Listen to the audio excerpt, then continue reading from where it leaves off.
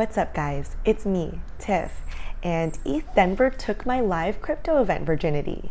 It was so much fun, and it hurt only a little bit. I went alone because I'm a fucking loser, but I met so many cool, smart new people, made so many new friends, and I even got recognized a few times, which was interesting because, again, I'm a fucking loser, so I don't know how anyone knows who I am, but that was really cool. So shout out to anyone that came up and said hi to me. I really appreciated that because I knew like nobody at the conference. I don't actually work in the industry. I don't work at a cool blockchain company or anything. I'm just a random chick on the internet, but I feel like I made a lot of cool new connections. So if you're trying to actually work in the industry or just, I don't know, network, I feel like it was a really good place to go, so I highly recommend it.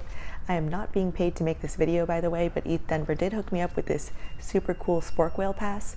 But apparently ETH Denver is free for everyone to attend. All you have to do is apply on their website if you're over 18, and they apparently choose people based on their interest in blockchain technology, their demonstrated ability to code, design, or otherwise meaningfully contribute to a project.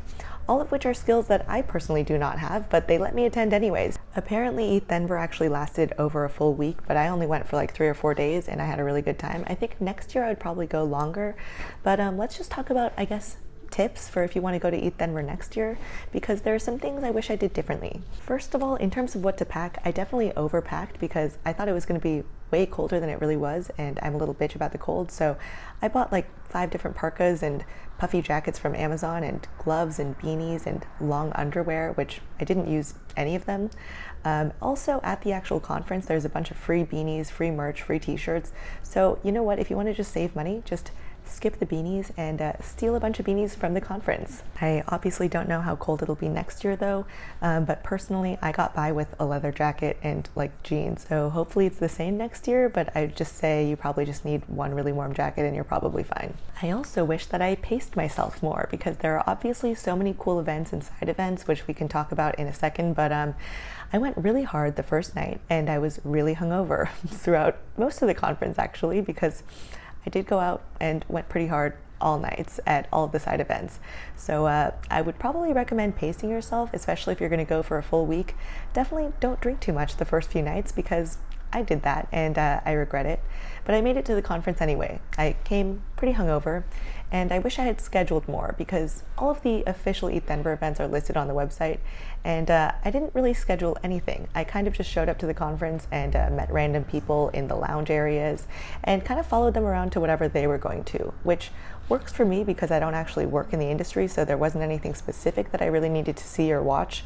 But for you, if you're interested in anything specific, obviously check out the calendar on their website and go to those events, because I didn't even see Vitalik talk, and I regret that. I will say that it was relatively easy to meet people, and don't be afraid to go up and approach people. I feel like people are at ETH Denver in order to network and in order to build and, I don't know, connect with other smart people. So most people were pretty receptive. So, I mean, you can go alone like I did and probably meet a bunch of new people. I also highly recommend signing up for a bunch of the side events in advance because a lot of them have limited capacity and you need to RSVP in order to attend. There isn't an official website with all the side events. I kind of just asked around on crypto Twitter, and people sent me big Excel documents of all the side events and links to RSVP to them. So if you don't get that list next year and you want to go, then feel free to DM me or something and I'll send you whatever lists I receive. Personally, I'm too lazy to actually scavenger the internet and find all of the events myself. So I'm going to rely on crypto Twitter people to send me events, hopefully. If you need a list of events next year, hit me up and I'll send you whatever I have. This year, as soon as I arrived, I went straight to a MetaMask party. Went really hard, then went to the conference the next day. I think the next night I went to, I think it might have been an Aave and Boys Club party.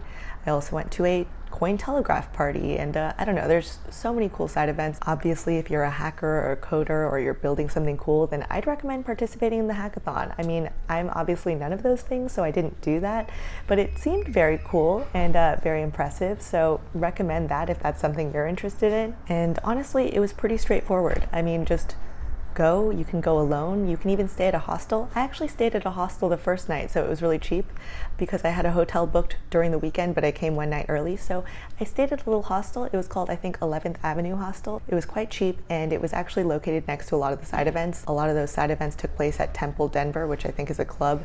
So I recommend that hostel if you're looking for somewhere cheap. I'm personally not above staying at a hostel. I actually lived in hostels for like 2.5 years because I backpacked around the world.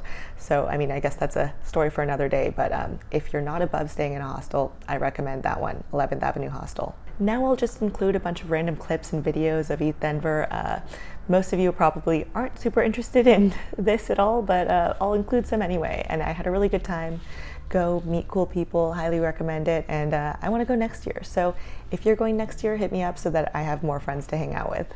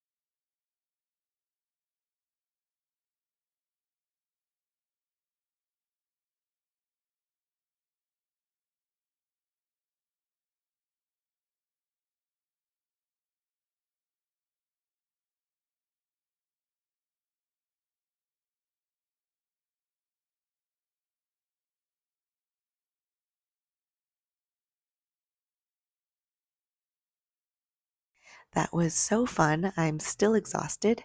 And I also wanted to give a shout out to my sponsor, Aura. Crypto is obviously full of scammers, and there have been a lot of phishing attacks happening recently. Well, Aura is a company that protects you from scammers and hackers by scanning the web and the dark web for your sensitive information like your emails, passwords, home address, social security number, and alerts you immediately if it finds anything, as well as automatically requests removal for you. Aura actually found some of my personal passwords as well as my home address and phone number leaked on the internet and on the dark web, and they automatically requested removal for me. I'm genuinely a big fan of Aura, and I think you could get a lot out of a 2-week free trial. So to access that, you can go to aura.com/Tiffany or use this handy little QR code right here. Anyway, thank you for watching this video from my bed as I recover from ETH Denver, and I'll talk to you all very, very soon, and I love you so very much. Bye!